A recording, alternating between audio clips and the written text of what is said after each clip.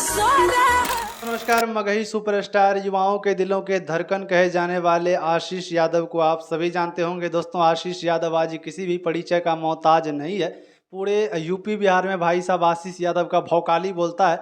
इनका गाना मार्केट में इतना ज़्यादा बजता है, इतना ज़्यादा चलता है कि विरोधी एकदम अभी जल करके देख करके फड़फड़ा रहा है। दोस्तों, बता दें आशीष यादव की धर्मपत्नी शिवानी यादव को भी आप सभी जानते होंगे, जो कि इंस्टाग्राम के माध्यम से भी पूरे बिहार में वायरल पर वायरल चल रही है। इनका हर एक रील ट्रेंडिंग में जाता है। दोस्तों, कल तीज का पर्व था और अपने पति आशीष यादव को लेकर के एकदम शिवानी यादव ने गजब तरीके से सज धज के तीज का व्रत मनाया और उसी वीडियो को इंस्टाग्राम पर डाल दिया, जो वीडियो अभी करोड़ों में चल रहा है।